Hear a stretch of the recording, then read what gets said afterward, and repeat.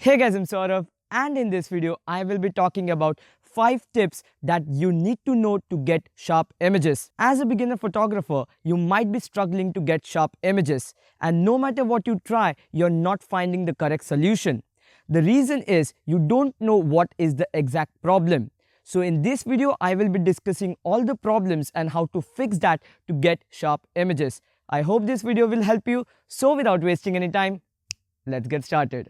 Before I start talking about the tips, thank you Squarespace for sponsoring this video. If you need a website, a domain or a portfolio as a photographer or a cinematographer, Squarespace is a great place to do it. I will be talking more about Squarespace at the end of this video. The first tip I'm going to talk about is focusing. Now imagine if your subject is not in focus, doesn't matter which mode you're shooting in, what are the camera settings, you won't get sharp images. So what's the point of taking images that are not in focus? So it is very important to nail the focus each and every time to get sharp images. Now this might seem like a very simple tip, but actually it is not.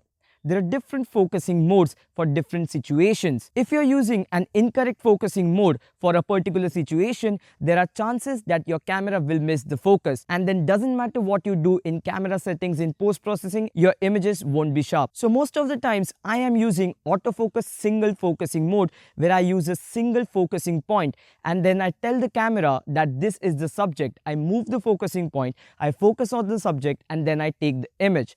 9 out of 10 times I use this focusing mode and it is very reliable. Now there are different focusing modes such as group autofocus, wide area autofocus, depending on which camera you're using.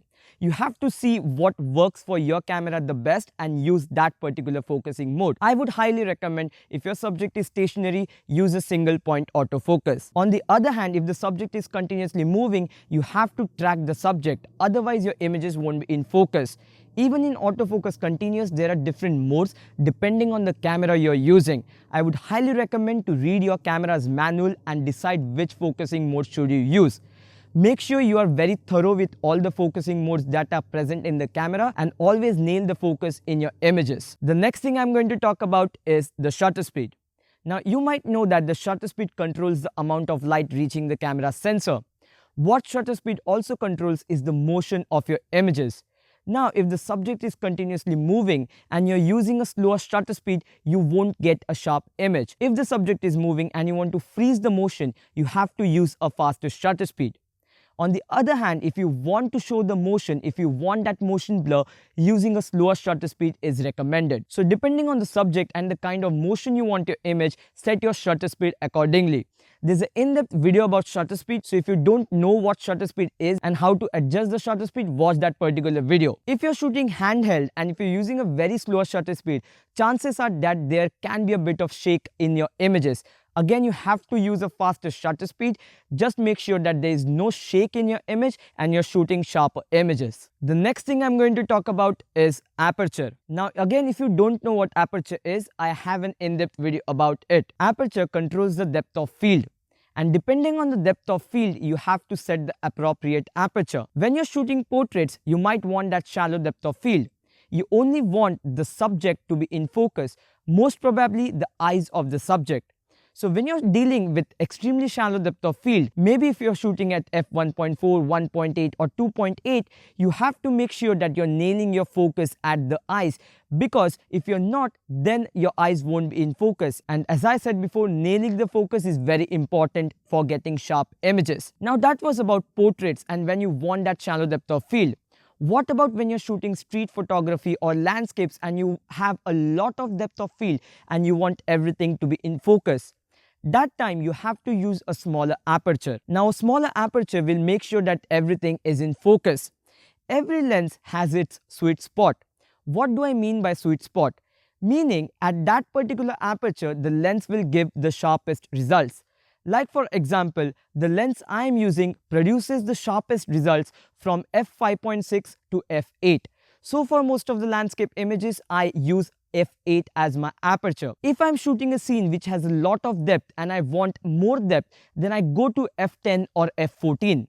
I don't go below f14 because if you're shooting at an aperture something like f16 or f22, you will lose sharpness. Every lens produces sharper images at a particular aperture range. Again, you have to do your research and see what aperture works best for your lenses. Make sure you're using a proper aperture for the kind of depth of field you want. If you're using a proper aperture combined with a proper shutter speed, then you will get very sharp images all the time. So that was about shutter speed and aperture. Now let's talk about the next tip, that is the ISO.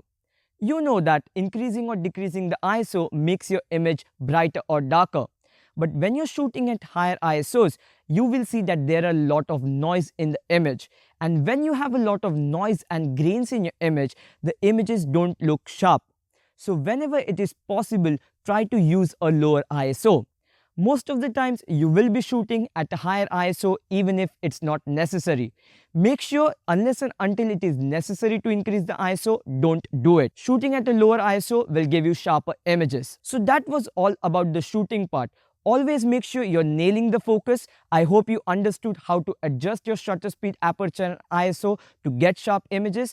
Now, when you take all these images, you have to edit your images. And that brings me to the last tip, that is post-processing. In post-processing, when you're sharpening, you have to take care of a lot of things.